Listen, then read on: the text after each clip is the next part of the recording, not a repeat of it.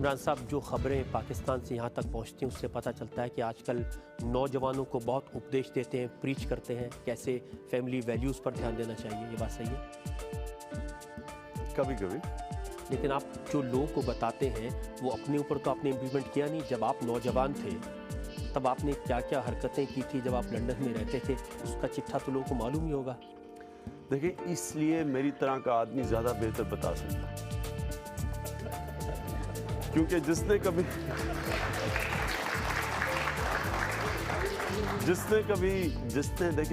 कभी ना मगरिब देखा हो, ना उसने किसी फेज से गुजरा हो, वो कैसे लोगों को बता सकता है। मेरी तरह का आदमी जिसने सारे फेजेस देखे, जिसने मगरिब के कल्चर को बड़े करीब से देखा, जो मगरिब में अपनाया गया और जिसने फिर दो कल्चर को एनालाइज किया, उनकी ताकत देखी, उनकी कमज़ोरियाँ देखी, तो मेरी तरह का आदमी ज़्यादा क्वालिफाइड है नौजवानों को बताने के लिए कि उनको किस चीज़ से बचना चाहिए, किस चीज़ के ऊपर गौर करना चाहिए। एक बंदरों की तरह किसी और कल्चर को कॉपी नहीं करना चाहिए। तो ये मेरे से मैं समझता हूँ नौजवान ज़्यादा सुनेंगे बजाय उसके जिसको पता ही नहीं। मगर लेकिन आपको भी बताया था जब आप लंदन जा रहे थे 20 साल की उम्र में, तो आपकी माँ ने आपको कहा था कि बेटा ये जो गोरी मेम है इनसे दूर रहना। मेरी वालदा ने सिर्फ ये कहा था कि पाकिस्तानी औरत से शादी करना, और वो इसलिए उसने कहा था कि वो मेरी वालदा चाहती थी मैं पाकिस्तान में रहूँ। उनको ये ख़तरा था कि अगर मैं इंग्लैंड में शादी करता हूँ तो मैं अपना मुल्क छोड़ के इंग्लैंड इसलिए चला जाऊँगा क्योंकि मेरी बीवी पाकिस्तान में नहीं रह सकी। लेकिन हुआ ये कि हर रोज़ आपका जो घर है वो डिस्कोथेक बन गया था, एक तरह का लिविंग रूम। वहीं रहते थे, जो टी शर्ट पहनते थे उस पर लिखा होता था big boys play at night.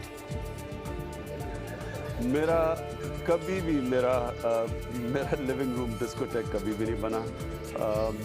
और big boys play at night की टी शर्ट वो असल में हम उन दिनों में वर्ल्ड सीरीज़ क्रिकेट खेलते थे कैरी पैकेट की ऑस्ट्रेलिया में, वो हमें सबको उन्होंने वो नाइट क्रिकेट को प्रमोट करने के लिए उन्होंने टी शर्ट्स दी। लेकिन बहुत सारी ऐसी हरकतें थी जो टी शर्ट पर लिखी नहीं होती थी। देखिए, ये तो अब आपका जो इमेजिनेशन है ये ज़्यादा आगे जा रहा है। जो भी हरकतें होंगी, कोई ऐसी, मैं एक नॉर्मल अपने ज़माने का नौजवान था और कभी अपने आप को ये नहीं समझा कि जो मैं कोई प्ले बॉय हूँ या ये मीडिया में। लेकिन आपकी मजबूरी होती है, आप मीडिया में आपको प्रोजेक्ट करना होता है, आपको चैनल्स अपने लोगों को दिखानी होती हैं, अखबार बेचने होते हैं। ये खबरें छपती थी, आपको बहुत मज़ा आता था। मैं ये देखो, ये मैं कभी नहीं कहता कि मैं फरिश्ता था, लेकिन मैं कुछ तो माना वो नहीं कुछ तो माना।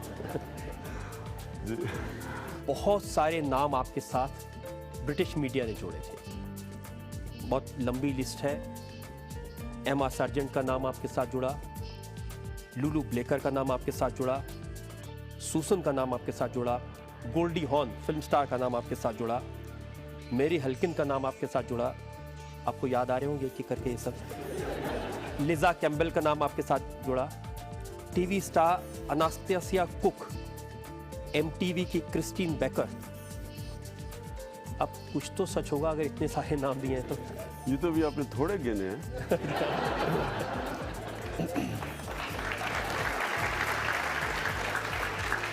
और ये वो नाम है जिनको किसी को भी मैं जानता था, वो आपने सारे नाम डाल दिए। मैं इसलिए कहा, इससे ज़्यादा लोगों को मैं जानता था।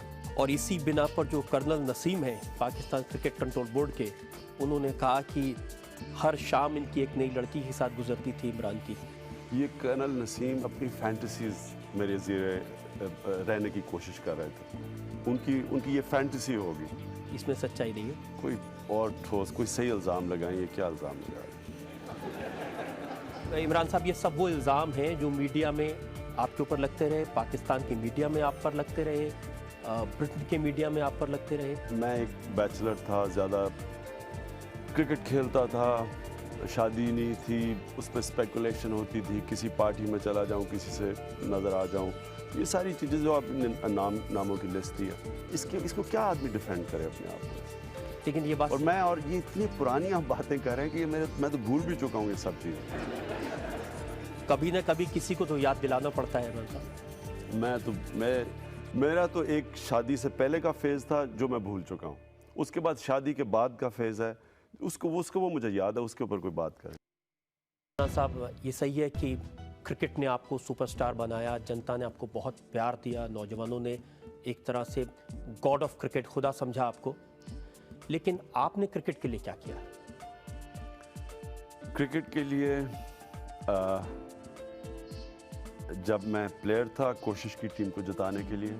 जब मैं कैप्टन बना तो मुझे बड़ा फ़ख्र है इस चीज़ में कि पाकिस्तान टीम जब मैं छोड़ के गया तो पाकिस्तान की बेहतरीन टीम थी और वो वर्ल्ड कप जीतने वाली टीम थी, और जो वो 92 के बाद टीम थी वो दुनिया में उस वक्त नंबर 1 टीम, टैलेंट के अंदर वो दुनिया की नंबर 1 टीम। लेकिन जो आपके साथ खेलते थे उन्होंने कहा कि इमरान खान ने क्रिकेट में जो अपना करियर था उसका इस्तेमाल सिर्फ अपने आप को एस्टेब्लिश करने के लिए किया, अपना डोमिनेशन क्रिकेट पर बढ़ाने के लिए किया। मैंने 1987 के अंदर मैंने अपनी रिटायरमेंट अनाउंस कर दी थी, और उसकी वजह ये थी कि मेरा जो आग थी, जो जुनून था क्रिकेट में, वो ख़त्म हो गया था, यानी कि वो उस सतह पे नहीं था। तो मैंने सोचा कि मैं अपनी पीक पे छोड़ूं, बजाय इसके कि मुझे कोई निकाल दे टीम से। मैं जब पीक पे हूं तो मैं क्रिकेट छोड़ूं। उसके बाद जनरल ज़िया ने मुझे पब्लिकली रिक्वेस्ट की कि टीम के अंदर वापस आओ, टीम को ज़रूरत है। तो मैं फिर टीम के लिए वापस आया, और उसके बाद फिर मैं क्रिकेट छोड़ने का सोच रहा था, लेकिन तब तक मैंने कैंसर हॉस्पिटल का प्रोजेक्ट शुरू किया। तो कैंसर हॉस्पिटल के प्रोजेक्ट के जो डॉक्टर्स थे उन्होंने, जो हमारे साथ बोर्ड ऑफ गवर्नेंस थे, उन सब ने मुझे कहा कि अगर आप क्रिकेट से इस वक्त निकल जाएंगे तो आप इस हॉस्पिटल को बना नहीं सकेंगे, क्योंकि इसके लिए आपको पब्लिक आई में रहना है, आपको पैसे इकट्ठे करने हैं, और अगर आपके पास आप पब्लिक आई से निकल गए तो हम हॉस्पिटल के लिए जो इतना ज़्यादा 70 करोड़ रुपया इकट्ठा करना था आप नहीं कर सकेंगे। लिहाजा उसके बाद मैं सिर्फ क्रिकेट खेला कैंसर हॉस्पिटल के लिए। जावेद मियादाद की किताब है ऑटोबायोग्राफी, उसमें उन्होंने लिखा है कि जो प्लेयर्स हैं उन्होंने इमरान साहब का नाम मीटर रख दिया था, यानी वो मीटर जो सिर्फ पैसे से चलता है। एक्चुअली तो उल्टा हुआ बात, ये जो आप कह रहे हैं मीटर की, कि असल में तो टीम जो 3-4 लड़के थे इसमें जो जिनको पैसे की लालच कईयों को ज़्यादा होती है, कईयों को कम होती है, उनका ये ख्याल था कि वर्ल्ड कप में जो लोगों ने खुशी में पैसे देने थे टीम को, वो टीम के पैसे मैं हॉस्पिटल में ना ले जाऊं। दो उन्होंने इल्ज़ाम लगाए। एक तो इल्ज़ाम ये कि जब मैच ख़त्म हुआ तो जो जीत थी, खुशी थी, जो खुमार था, उसमें आपने इस्तेमाल किया अपने कैंसर हॉस्पिटल को पब्लिसिटी देने के लिए। उस वक्त जो आपने स्पीच दी उसमें कहा कि मुझे कैंसर हॉस्पिटल के लिए मदद चाहिए। इसमें तो मुझे कोई शर्म है ही नहीं, क्योंकि मैं तो आपको अर्ज़ की कि मैं तो खेल ही हॉस्पिटल के लिए रहा था, और हॉस्पिटल नहीं, ज़ात का हॉस्पिटल तो नहीं था, पाकिस्तान के लिए, पाकिस्तान का वाहिद कैंसर हॉस्पिटल बनना था, तो मैं तो अपने मुल्क के लिए कर रहा था। तो मुझे तो इसमें कोई शर्म नहीं कि मैंने पब्लिसिटी दी। मैंने तो 2 साल से पब्लिसिटी दे रहा था। मैं तो जब कोई प्राइज़ जीतता था मैं वो अपने हॉस्पिटल को देता था। मसलन ऑस्ट्रेलिया में मैं 2-3 साल पहले क्रिकेटर ऑफ द ईयर बना पाकिस्तान टीम के लिए खेलते हुए, तो जान के मैंने क्रिकेटर ऑफ ईयर का जो गाड़ी का अवार्ड था वो हॉस्पिटल को डोनेट किया, उसको प्रोजेक्ट करने के लिए। आप अपने अवार्ड हॉस्पिटल को दे दें, किसी को आपत्ति नहीं थी, लेकिन जो प्लेयर्स हैं उनको लगा कि जब लौट रहे थे वापस सिंगापुर में रुके, सिंगापुर के एम्बेसडर ने एक चेक दिया, वो पूरी टीम के लिए चेक होना चाहिए था, आपने उसको भी हॉस्पिटल में लगा दिया। जब मुझे ये ख्याल हुआ कि कई हमारे खिलाड़ियों में ये खदशा है कि मैं टीम का पैसा हॉस्पिटल में लगा रहा हूँ, तब मैंने फैसला किया उसके बाद क्रिकेट ख़त्म करने का, क्योंकि उसके बाद मेरी तो फोकस हॉस्पिटल था और मैं तो क्रिकेट खेल ही रहा था और ये अनाउंस करके खेल रहा था हॉस्पिटल के लिए। तो इसमें तो कोई, लेकिन ये कहना कि मैं लड़कों का पैसा हॉस्पिटल में लगाऊं, ये तो कभी किसी सूरत में नहीं कर सकता था। और ये जो आप सिंगापुर की बात कर रहे हैं, वो एम्बेसडर अभी भी है, अब सिंगापुर में नहीं है, इस्लामाबाद में है, उसने पैसे ही हॉस्पिटल के लिए इकट्ठे किए थे। लेकिन लड़कों के इंप्रेशन ज़रूर लगा कि वो पैसा टीम के लिए था। कई लड़के लालची होते हैं और उनको ये पैसे के भूखे होते हैं। मैं ये कहूँगा बदकिस्मती ये है कि उन्होंने अपनी लालच के अंदर ये समझा कि मैंने उनका पैसा हॉस्पिटल को दिया। बिल्कुल गलत था। उन्होंने अपनी